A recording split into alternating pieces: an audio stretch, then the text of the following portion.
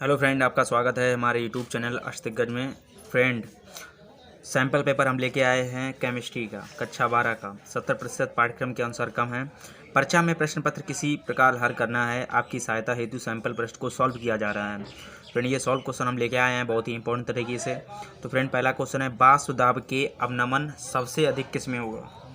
Friend, वाष्प दाब का जो अवनमन है वो सर्वप्रथम सबसे ज़्यादा किस में होगा, 0.m BaCl2 में, कि 0.m ग्लूकोज में, ये 0.2 मोल यूरिया में, या 0 मोल NaCl में। तो फ्रेंड, इस क्वेश्चन का आंसर है, उत्तर में है आपका 0.1 m मोल BaCl2 यानी बेरियम क्लोराइड में होगा। ओके, दूसरा क्वेश्चन की बात करें, वर्ग 15 में तत्वों की हाइड्रोजन की प्रतिक्रियाशीलता का क्रम है, नेपाल, पाकिस्तान, ऑस्ट्रेलिया, सब भिखारी। फ्रेंड, ये ट्रिक है एक, ये आप ट्रिक नोट कर सकते हैं।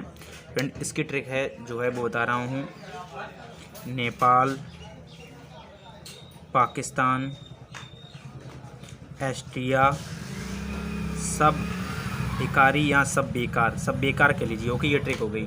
फिर अगले क्वेश्चन की बात करें कि क्लोरोफॉर्म प्रकाश की उपस्थिति में ऑक्सीकृत होकर बनाता है, कार्बन टेट्राक्लोराइड यानी CCl4, या कार्बोनिल क्लोराइड COCl, या अगले क्वेश्चन की बात करते हैं हम, या डाइक्लोरोएथेन, या इनमें से कोई नहीं। तो फ्रेंड, इसका जो आंसर है वो क्लोरोफॉर्म यानी CaCl3 प्रकाश की उपस्थिति में जो बनाता है वो कार्बोनिल क्लोराइड बनाता है। फ्रेंड, ओके, ये याद रखना, क्लोरोफॉर्म फार्मूला CaCl3 हो रहा है। फिर CH3 है एक, ये एक तृतीयक एमीन है। एमीने के बारे में आपने पढ़ा होगा, तो तृतीयक एमीन है। उसके बाद में रंगीन आयनों का निर्माण संभव होता है जब यौगिक विद्यमान होते हैं। फ्रेंड, रंगीन यौगिक की बात करेंगे हम जब इलेक्ट्रॉन डी कक्षक में जाते हैं। किसमें? जब आपका डी कक्षक अपूर्ण भरा होता है तब ये अयुग्मित इलेक्ट्रॉन होते हैं और ये रंगीन आयन बनाते हैं। ओके, की बात करें, I2 एवं क्षार के साथ गर्म करने पर कौन आयोडोफॉर्म बनाता है। तो फ्रेंड, मेथेनॉल वह है जो I2 एवं क्षार के साथ गर्म करने पर आयोडोफॉर्म बनाता है। फ्रेंड, दूसरे का क्वेश्चन की बात करें, यदि CCP जालक की संकुलन क्षमता की गणना कीजिए। C की संकुलन क्षमता HCP जालक के विभिन्न प्रकार भिन्न है। उत्तर, CCP के जालक की संरचना की हमने गणना करना है, हमें 3 एंगल लेना है, एक ABC में। ये आपने लगा दिया पाइथागोरस प्रमेय, यानी कर्ण का वर्ग बराबर लंब का वर्ग प्लस आधार का वर्ग। फिर गोले का मान की त्रिज्या हमने R मान ली। फिर उसके बाद में हमने इसकी पूरी मान निकाल लिया। ओके, और गोले का आयतन जो होता है वो होता है 4/3 πr3। फिर आपका चित्र हो गया। CCP की संकलन क्षमता का फार्मूला लगा दिया। संकलन क्षमता बराबर होती है एक कोष्ठका में चारों गोले द्वारा घेरे गए आयतन की संख्या बटे एक का कोष्ठ का आयतन। फ्रेंड, 4 इंटू गोले का आयतन होता है 4/3 πr3, 100 का गुणा हो गया क्योंकि आयतन 100% घेर रहा है।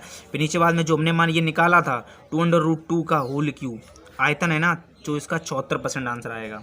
तो फ्रेंड, ये इसकी समन्वय संख्या होगी, कितने भी इकाई से लोगे, षटकोणीय होगा कि नहीं। तो फ्रेंड, अगले क्वेश्चन की बात करें, एक अभिक्रिया का वेग दिया गया है, ये रासायनिक बलगति लेसन से लिया गया है। फ्रेंड, अभिक्रिया का वेग क्या? फ्रेंड, अभिक्रिया का वेग यानी एक अभिक्रिया का वेग जो है इतना दिया गया है।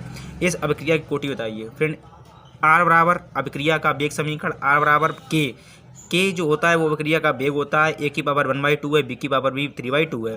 फिर उसके बाद में अभिक्रिया की कोटि दी गई है M+N, यानी 1/2 को जोड़ेंगे, 3/3 को जोड़ेंगे, तो यहाँ का एलसीएम लेंगे, 2 हो जाएगा, 2 दूनी 4, 2 एकन 2, तो 3 4 4, 4 एकन 4, 2 दूनी 4, तो यहाँ पर 2 आपका आंसर आ जाएगा।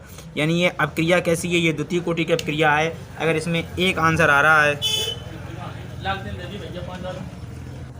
अगर फ्रेंड अगर इसका आंसर आता तो ये एक अगर आंसर आता तो ये प्रथम कोटि की अभिक्रिया थी। अगर 2 आंसर आ रहा तो दूसरी, अगर शून्य आंसर आता तो इसकी शून्य कोटि की अभिक्रिया थी। फ्रेंड, अगला क्वेश्चन है, उत्कृष्ट गैसों के आयन विभव उच्च होते हैं, क्यों? समझाइए।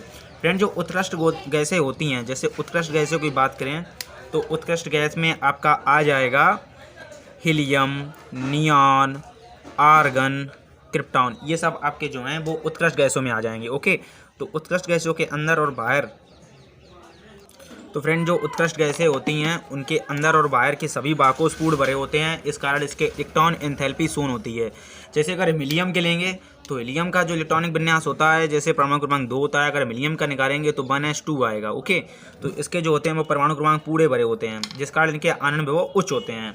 अगर हम डाई एजोनियम रबड़ की बात करें, डाई एजोनियम रबड़ से क्लोरोबेंजीन हमें बनाना है। क्या बनाना है? क्लोरोबेंजीन।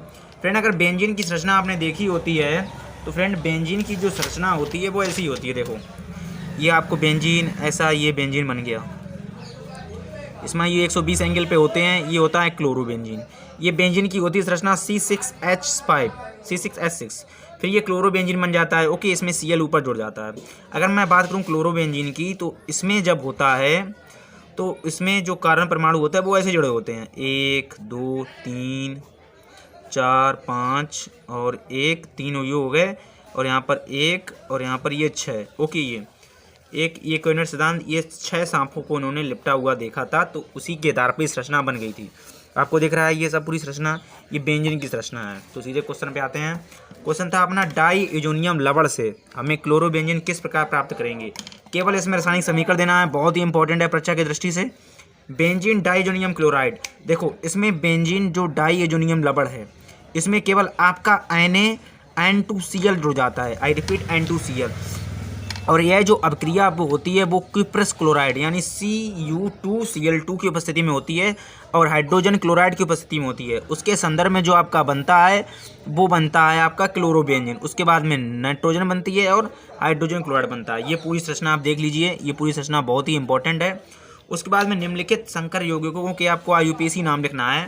फ्रेंड, IUPAC नाम ये सिडबक के प्रभावी परमाणु मॉडल द्वारा प्राप्त की हुई IUPAC नाम है। अगर हम K4 देखेंगे तो सबसे पहले हम लिगेंडों की संख्या से जाएंगे। लिगेंड कितने, इसमें 6 दिखे, 6 हैं, तो ये हो जाएगा जैसे कोष्टक के बाहर जो लिखें, इसका हो जाएगा पोटेशियम हेक्सा साइनोफायरेट, और फिर ये जो बीच में कोष्टक में लिखी हैं वो इसकी ऑक्सीडेशन नंबर लिखी हैं। ओके, फिर अगर हम NaCl बनाएं तो Na हो जाएगा सोडियम, 2 का हो गया डाई, Cn का होता है साइनो, Ag का होता है अर्जेंटेट, तो सोडियम डाई साइनो अर्जेंटेट बन। फिर वैसे ही इसकी ये जो निकालेगी वो ऑक्सीडेशन नंबर है।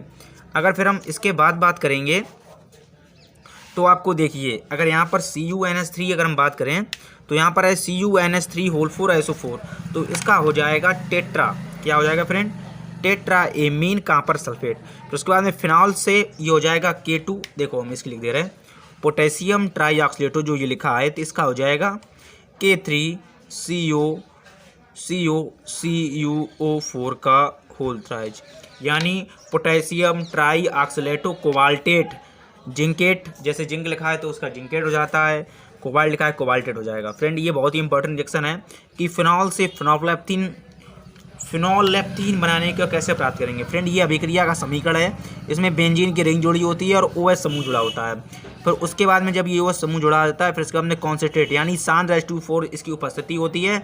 फिर ये नीचे इसकी पूरी संरचना हो गई, ये प्लस में हो जाती है।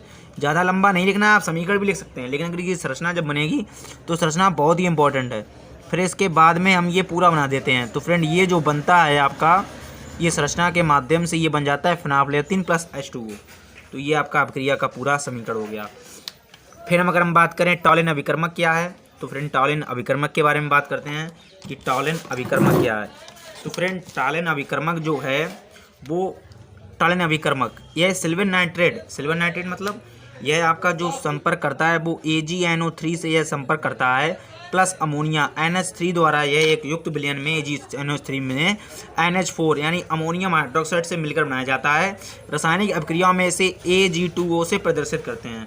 यानी अगर आप कहीं भी रासायनिक अभिक्रिया या समीकरण में Ag2O से अगर प्रदर्शित करके देख लें तो ये जब आपका Ag2O होगा तो ये टॉलिन अभिकर्मक होगा। ओके, जैसे उदाहरण में हम आपको बता रहे हैं, उदाहरण में आप देख लीजिए, जैसे उदाहरण में हम बता रहे हैं कि इस अभिकारक को हैलाइड के साथ गर्म करते हैं, तो इतना आप जान लीजिए कि इस हैलाइड के साथ, इसे हम हैलाइड के साथ गर्म करते हैं। अगले क्वेश्चन की बात करते हैं। जैसे देख लीजिए रजत दर्पण, हमने CH3CHO लिया, उसके साथ Ag2O से हमने रिएक्शन करा दी। जब इसके साथ हमने रिएक्शन कराई, जब मान लीजिए इसके साथ हमने इसकी क्या कराई, रिएक्शन कराई Ag2O, तो Ag2O ये क्या है, हमने अभी आपको बताया कि Ag2O है, ये जो होता है ये आपका जो है वो टॉलिन अभिकर्मक है। ये क्या है, टॉलिन अभिकर्मक। जब इसके साथ क्रिया कराई जाती है तो ये रजत दर्पण के रूप में बन जाता है और अर्जेंटेट यानी Ag मुक्त होता है। फिर एक क्वेश्चन और है कि एथिलीन ग्लाइकॉल C2H6OHO2 को जब हम गर्म करते हैं फ्रेंड, जो हमने इसको इसमें गर्म किया तो इसका मोल प्रभाज की हमें गणना करनी है। मोल प्रभाज फ्रेंड, सबसे पहले हम अणुबा निकालेंगे।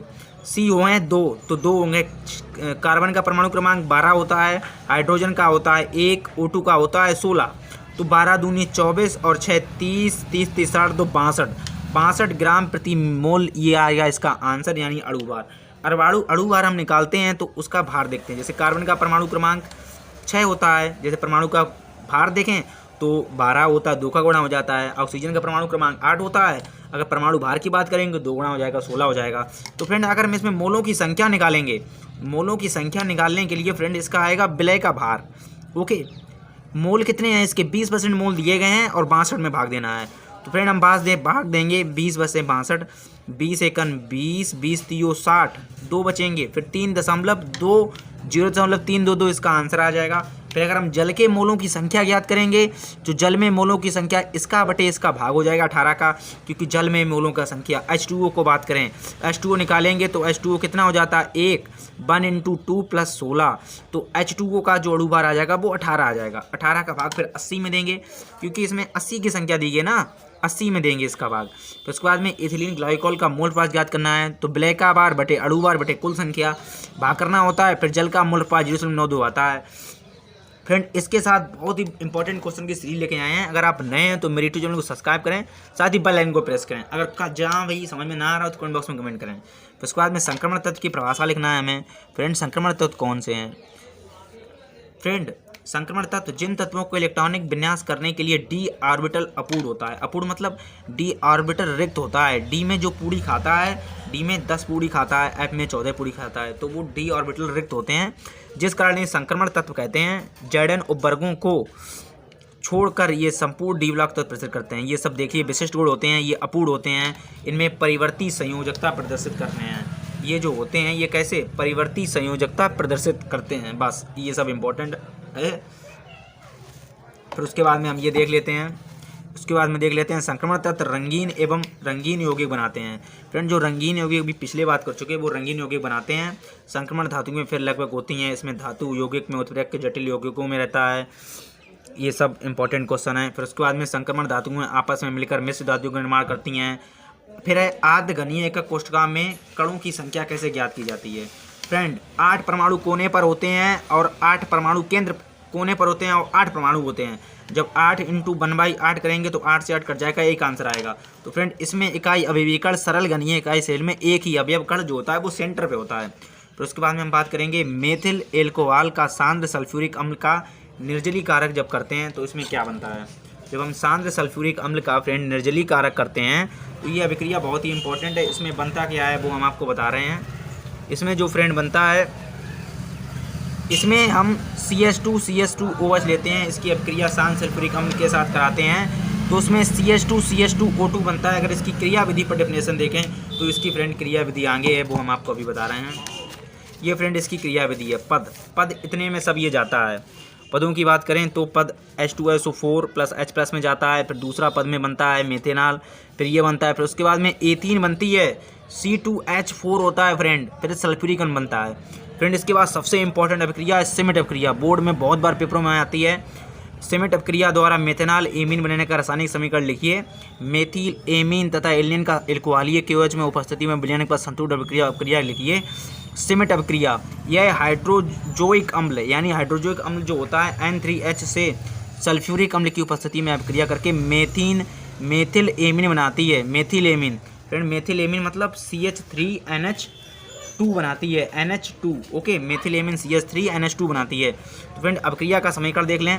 एस्टिक अम्ल की क्रिया किससे कराते हैं हम? एस्टिक अम्ल की अभिक्रिया हम हाइड्रोजोइक अम्ल यानी N3H से कराते हैं और किसकी उपस्थिति में? सांद्र सल्फ्यूरिक अम्ल। मेथिल एमीन यानी CH3NH2 बनता है, कार्बन डाइऑक्साइड बनती है, नाइट्रोजन बनता है। बहुत ही इंपॉर्टेंट अभिक्रिया सिमेट अभिक्रिया। फिर हम बात करेंगे मेथिल एमीन की CH3Cl KOH के साथ अभिक्रिया कराते हैं तो ये अभिक्रिया में मेथोआइसोसाइनेट बनता है, मेसोआइसोसाइनेट बनता है। फिर अगर हम एनिलीन की अभिक्रिया कराते हैं CH3 से तो ये बनता है फिनॉल आइसोसाइनेट बनता है। फिर अगला क्वेश्चन की बात करें। अगला क्वेश्चन है प्रथम कोटि की अभिक्रिया का समीकरण देते हुए वेग स्थिरांक का सूत्र एवं लक्षण लिखिए।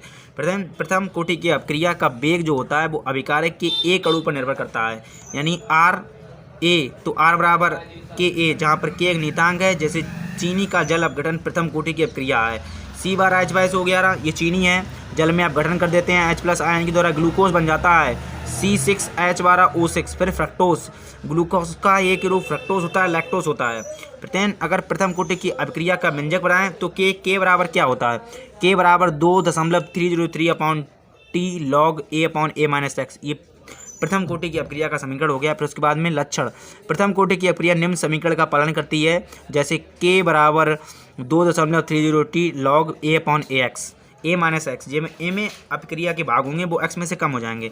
फिर फ्रेंड प्रथम कोटि की अपक्रिया की अर्धायु अभिकारक के प्रारंभिक सांद्रता पर निर्भर नहीं करती है। प्रथम कोटि की अपक्रिया के लिए समय टी और लॉग सी के मध्य ग्राफ एक सीधी रेखा प्राप्त होता है। फ्रेंड अगर हम इसके मध्य ग्राफ खींचें तो इसे मान लेते हैं एक्स के मान, इसे मान ले सी के, तो एक बिल्कुल हमें सीधी रेखा प्राप्त होगी। कैसी सीधी रेखा, जितना मान 5 यहाँ चलेंगे तो 5 उतने ही मान हम चलेंगे, तो एक कैसी रेखा प्राप्त होगी, सीधी रेखा। फिर फ्रेंड हम अगले वाले क्वेश्चन पे चलते हैं। अगला क्वेश्चन है बराबर हमारा हेलो एल्केनों से अभिक्रिया। फ्रेंड ये हेलो एल्केन हो गई, ये सब पूरा देख लीजिए। एल्कोहल H2SO4 से अभिक्रिया, एक रासायनिक समीकरण देते हुए। फिर फ्रेंड एक बहुत ही बढ़िया सवाल है, बहुत ही अच्छा, देखिए आप इसे। सिद्ध कीजिए कि प्रथम कोटि की अभिक्रिया को 3/4 पूर्ण करने में समय लगा समय अभिक्रिया के अर्धायु को पूर्ण करने में कितना समय का दोगुना होता है। सिद्ध कीजिए कि, हाँ मैडम,